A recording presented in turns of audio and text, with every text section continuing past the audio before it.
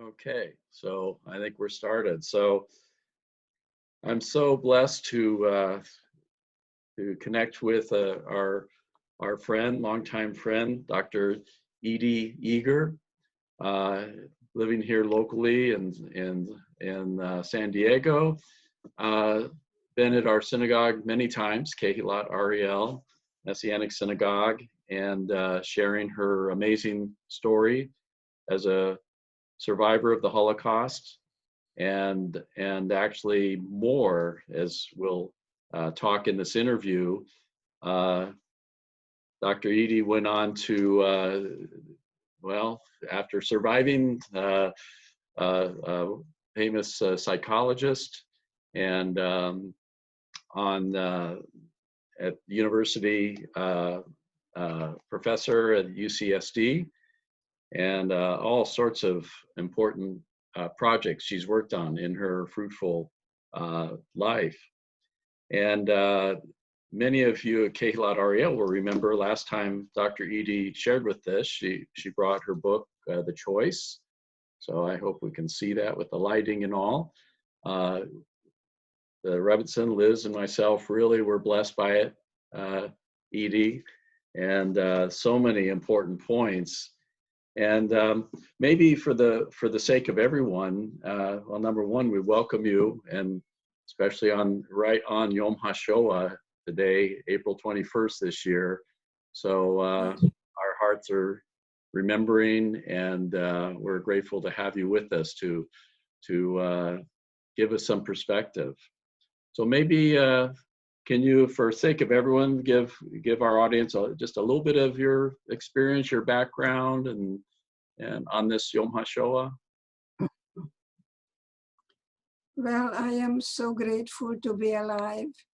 I am telling you that the book has been a New York Times bestseller, which I never thought was possible, because many people asked me for years to write a book, and I would say automatically, I have nothing to say. I have nothing to say. And so I'm highly recommending this timeout period, that people can use it and really, truly learn how to redefine the relationship in your family, how you are going to really recognize that we all want two things. We want freedom and we want peace. Usually the parents want peace and the children want freedom. And yeah, I know what you mean. what you need to do is learn to negotiate. And this is a good time to negotiate. And look at what is in front of you, not what is behind you. And see just how you can maybe reset the button and recognize there's one thing we cannot change, is the past. So I'm talking to you today mostly as a survivor, and Dr. Edith Eva Eger is working very hard, especially now, the attitude that people will acquire, because there are no problems in the world, there are only challenges, there are no crises, there is transition. And I think this is a gift, because God only gives us everything that we can find a gift in it. So I consider this a timeout, just like in football, how to regroup, how to redecide, how to negotiate, and use this time into an opportunity to discover many, many things about each other. You have deeper conversations like, who am I? What do I want to do with the rest of my life? What I love about your congregation, Rabbi Barney, that I got up and I danced. Yeah, that's right. You dance, and then I'm a former dancer, and people are celebrating life. And that's the only thing we have, is this minute. The past is gone, the future is not yet, and how to live in a moment, how to live in a present, because I can only touch you now.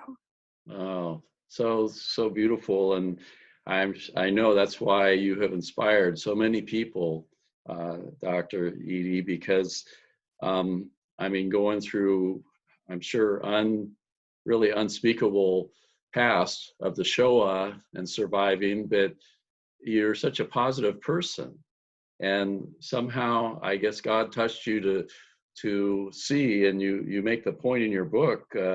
It's basically from trauma to triumph is one phrase you use, and you know there's so many survivors and less today, unfortunately, but so many that you know are still maybe never quite broke out of the bondage of the emotional hurt and the spiritual hurt.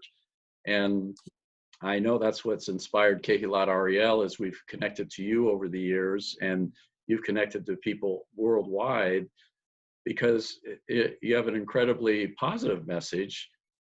I would say in spite of what you went through, but maybe because of what you went through. Yes, because Auschwitz was an opportunity, and that's going to be in my second book, and it's called A Gift. And underneath is 12 lessons, because Auschwitz was an opportunity for us to discover that the only one that we have is ourselves, and not to look for outside for any kind of help, because there was nothing coming from the outside. And I think this is time out for people to really make a decision to recognize that you never forget what happened. I never will overcome it, but I came to terms with it. Ah, And I think there is a difference. yeah. I think in Auschwitz, to me, the education that I received, that I'm using today to help the military with post-traumatic stress disorder and make them realize that that the way you think changes your whole body chemistry. So it's very important when you get up in the morning and you don't say, why me? You say, what now? Oh, well, love that. And I totally agree that this current pandemic is an opportunity for so many people, of course, stressed out and anxiety, but in a strange way, I'm hoping we look back after we recover, hopefully totally recover, and see that, you know, in a strange way, it was like a gift to us. I tell our synagogue, it's like God has given the whole world a long Shabbat. And what we in Judaism, you know, it's central to our faith, our religion is choice, yes. Yeah, one day a week you just stop and evaluate and enjoy. And it's strange how one little virus could have things come to a screeching halt throughout the world. That I think it's up to us to make a decision that there are no accidents, and this is something that we never had before, and we were not prepared for it. And that's why it is so difficult. And young people, of course, want to have freedom, and sometimes they start blaming. See what people do in such a situation. They want to find some sense out of this, so they many times have to blame something or someone. But in Auschwitz, all we had was each other, and we had to really acknowledge that we formed a family of survivors, because we couldn't do that alone. We had to have a family of inmates, and I couldn't have done it alone. I had a sister who was hungrier than I was. So I remember giving her the bread and I ate the soup. So because I knew that she suffers more from hunger. So I think you got to really go beyond the me. And this is a good time for us to cooperate, not compete or dominate. So the whole family can regroup now and make some family rules, because there is no freedom without responsibility. Wow. So if you have a teenager, you're going to have maybe think of a book called Get Out of My Life, but first, would you take me and Cheryl to the mall? It really is a funny title. The teenagers, they want all the freedom, but no responsibility. Interesting. And you know, of all things, this pandemic has forced us all to shelter in place. I mean, some people are totally on their own, which hopefully they connect somehow, even through the miracle of Zoom and Facebook and everything else. But it just seems like a lot of families undoubtedly are going to have these challenges brought to the surface that maybe were always there, but it's kind of easy to avoid them if you're just busy doing other things. And I think, again, maybe it's a gift, or we have the choice to how are we going to deal with the realities of our relationships. It's really a grieving journey, grieving over not what's happening, but what is not happening. Our expectations did not come through. So you got to grieve, and you have to feel, and then you have to heal. So this is a kind of a process. And if maybe your family somehow is going through a grief of a father or a mother, now it's coming back to you. So you have more than just that. You have some unfinished emotional business to take care of as well. Yeah. So it's I'm wondering, Dr. Edie, from your recollection, I mean, right out of the Shoah, surviving, did you already know at that point, was it already in your, I'll say your neshama, your spirit, to choose the positive or to choose healing? Or was this, I'm sure we all learn things as we go, but was this pretty early in your life that you had this attitude? You know, I was a very lonely child. My parents wanted a boy, and after two girls, I came along. And my sister was a child prodigy in violin. She was a superstar. And that's why I think God put me in a family where I learned how to be alone. And somehow I think that was one of the most important thing that happened in Auschwitz. I had a tremendous curiosity. I always wanted to know what's going to happen next. See, so I was able to say to myself, if I survive today, then tomorrow I'm going to meet my boyfriend, because he told me I have beautiful eyes and beautiful hands. So I would come to you and ask you about my hands, but I did not allow the enemy to get to my spirit. And that's what I like to bring today to you and your congregation, because you are beautiful in how to really celebrate Shabbat and know that a very poor Jewish boy was in this world, and his name was Jesus. And he became a prophet. There He you was go. a poor little Jewish boy, and very poor, very poor. But he told us to love thy neighbor as thyself. So you see, self-love is self-care. It's not narcissistic. And I think this time out, you can give birth to the you that was meant to be free from the prison that we create in our own mind. Because the way you think that's how you're going to feel. So I That's, like people to do two things. Pay attention, what you're paying attention to. Get rid of two words, always and never. These are absolutistic words. Instead, you say up till now or in the past. You see, you're going through the darkness towards the light, always.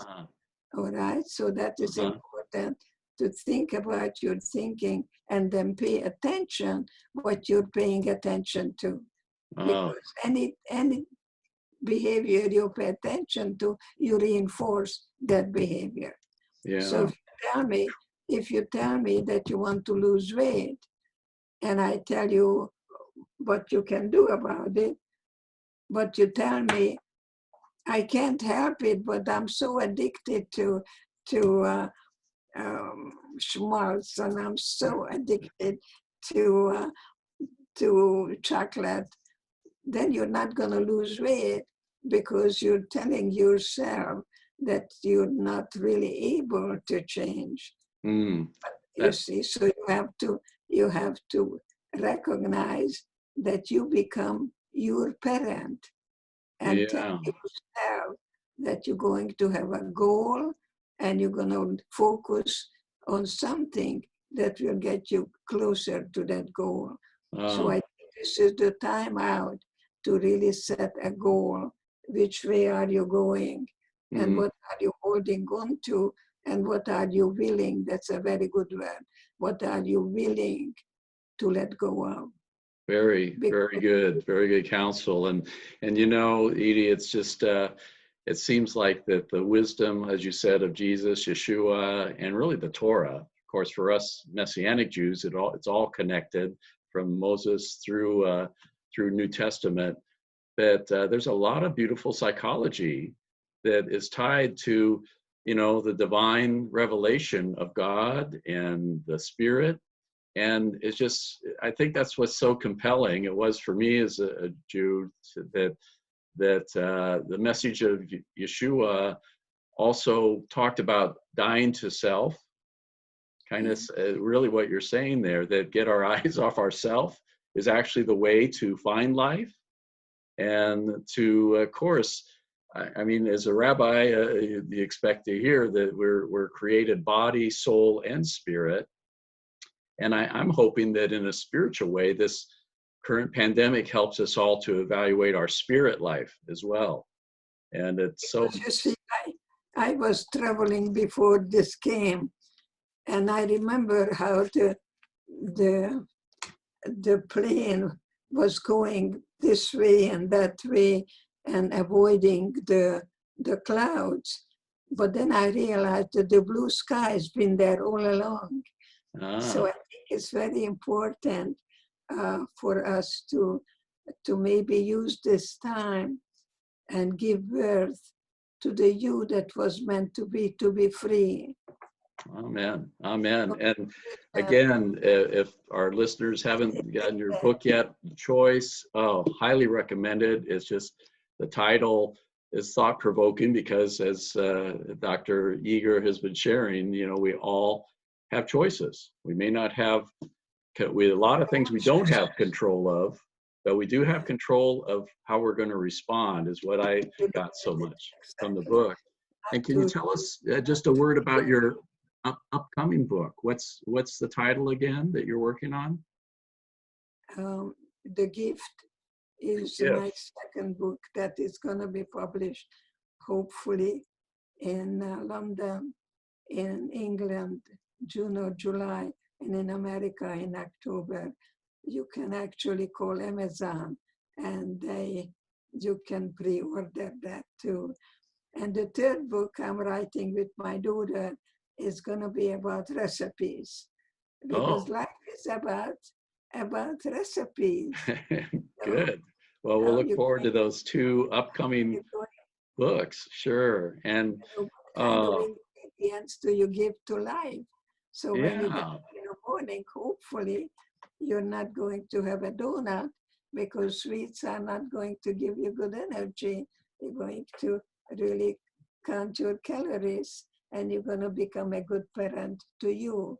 because the only one you have for a lifetime is you. All other relationship will end. So dependency breeds depression. So you Wow. want people to be whole people. Well, WHO. there you go. Again, we're body, soul, and spirit, all interconnected. And Exactly. our goal, maybe this pandemic will turn out to be a gift, like your upcoming book, a gift to help us have a fresh perspective and get back on track, or make sure we're on track with the bigger purpose. Yeah. So None of the positive thinking does any good unless it's followed with a positive action.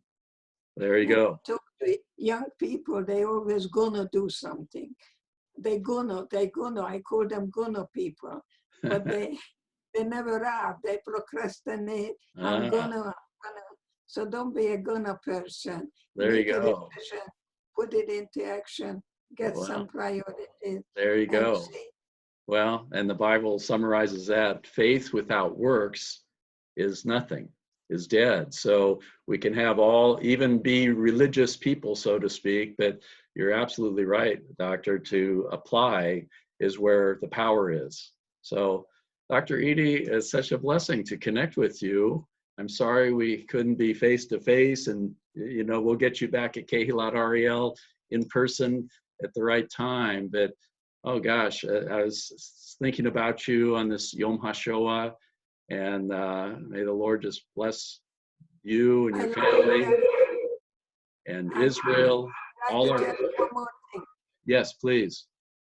I think that our ancestors didn't have it as good as we do. And guess what? They never gave up. Wow. So never. True. So we come from good blood. There you go. I'm very proud and knowing that I carry the good blood of my ancestors because they didn't give up. Well, so thank don't you. ever even think of giving up. Life is beautiful. And thank you so much for putting your energy to mentor so many people over your lifetime. And I'm so glad it continues, even in your 90s. God bless you. Sei gesund, continue in health, and so glad we can have this connection even on the internet. So we'll keep in touch, and we pray today on Yom HaShoah for blessing and shalom, consolation for all in Israel who need it as well. So we'll connect again, okay, Edie? So blessing, love you, take care. Okay, thank you. Shalom. Shalom. Okay.